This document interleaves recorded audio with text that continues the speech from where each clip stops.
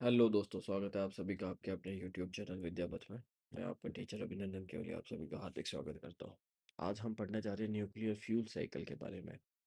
Fuel cycle का मतलब यही है कि न्यूक्लियर जो एनर्जी है उसको कैसे यूज़ किया जाता है, और यूज़ करने के बाद उसका जो वेस्ट है उसको किस प्रकार से मैनेज किया जाता है, कौन कौन से स्टेप्स उठाए जाते हैं, क्या क्या इनके फ़ायदे हैं, कौन कौन सी चुनौती हमारे सामने आज की तारीख में। न्यूक्लियर आप समझिए एक हिसाब से करो मरो है, करना भी ज़रूरी है, पर अगर उसमें से रेगुलेशंस कुछ हटा दी जाए तो ये मरने जैसी बात हो जाएगी। ऐसा क्यों है?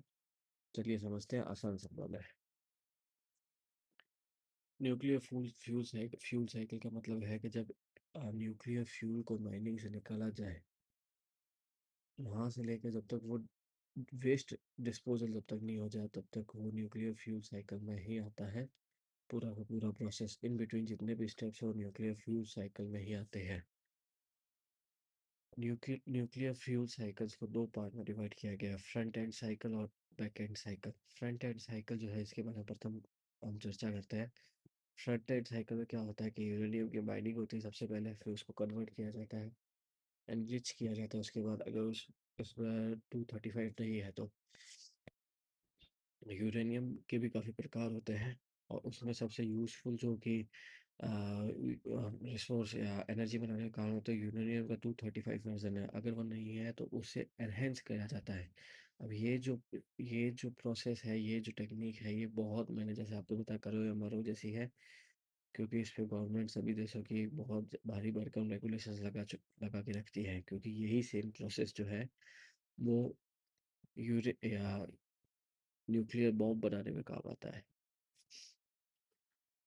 या न्यूक्लियर हथियार बनाने में भी काम आता है। तो इसलिए एनरिचमेंट करने के प्रोसेस में काफ़ी रेगुलेशन आवश्यक है। फिर फ्यूल फैब्रिकेशन मतलब कैसे डिवाइड करना है। आप मुझे ये बताइए कि इंडिया में यूरेनियम ज़्यादा है या थोरियम ज़्यादा है?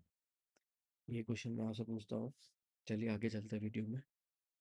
यूरेनियम की माइनिंग जो इंडिया में मुख्य रूप से है वो आंध्र प्रदेश राजस्थान में हो रही है, जबकि ग्लोबल लीडर्स अगर यूरेनियम का कोई है वो कजाकिस्तान, कनाडा और ऑस्ट्रेलिया है। अब आप समझिए, यूरेनियम को अगर निकाला है तो उसमें से 99.3% जो है वो यूरेनियम 238 होता है, और 0.7% यूरेनियम 235 होता है। अब इंडिया में ऑलरेडी इतना कम यूरेनियम है, उसके बाद भी यूरेनियम 235 काफ़ी कम निकलता है यूरेनियम में से, तो उस केस में 235 को एनरिच किया जाता है, जो मैंने आपको पहले प्रोसेस बताया था। एनरिचमेंट प्रोसेस जो मैंने अभी आपको बताया कि 238 ज़्यादा होता है, 235 कम होता है, तो 235 यूरेनियम ही मुख्य यूरेनियम है। इसका ही मुख्य रूप से इस्तेमाल किया जाता है एनर्जी को बनाने के लिए, और यही एक यूज़फुल चीज़ है। 238 यूज़फुल नहीं है उतना।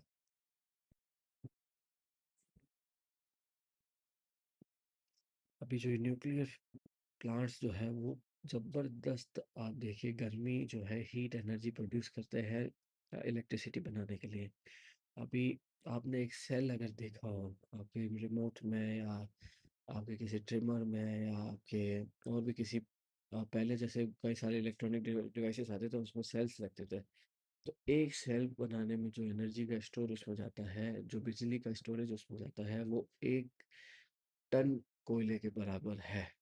उससे कम, उतना का उतना बराबर ही है जो एक सेल में जाया करता है।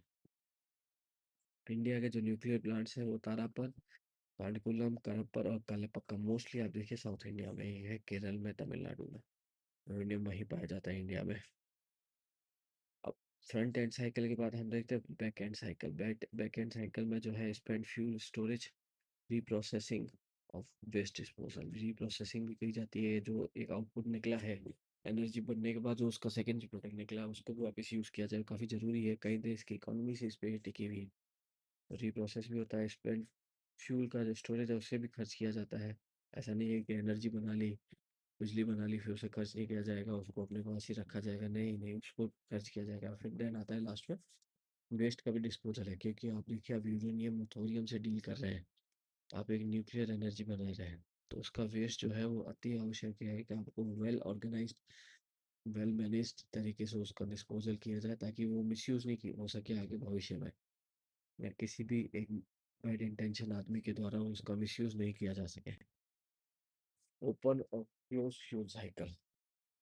तो ये क्या होता है कि ओपन फ्यूल साइकिल जो है उसमें डिस्पोज फ्यूल रहता है, जबकि क्लोज्ड फ्यूल साइकिल में रीप्रोसेस्ड या रीयूज्ड जो फ्यूल है वह जाता है। भारत ने भी थ्री स्टेज प्रोग्राम लागू किया था न्यूक्लियर एनर्जी बनाने के लिए, न्यूक्लियर साइकिल बनाने के लिए। तो उसका जो डिज़ाइन तैयार किया डॉक्टर होमी भाभा ने तैयार किया था। होमी भाभा रेनाउंड साइंटिस्ट थे। इंडियन इंडिपेंडेंस से पहले तक उन्होंने ब्रिटिश इंडिया के अंडर काम किया था, इंडिपेंडेंस के बाद में गवर्नमेंट ऑफ इंडिया के अंडर में। तो मेन उनका जो पर्पस था होमी भाभा का, तो उनको ये मालूम था कि जो न्यूक्लियर एनर्जी है वो यूरेनियम से ही बनेगी। पर यूरेनियम इतना है ही नहीं हिंदुस्तान के पास, तो थोरियम को कैसे ज़्यादा से ज़्यादा यूज़ किया जाए एनर्जी बनाने के लिए।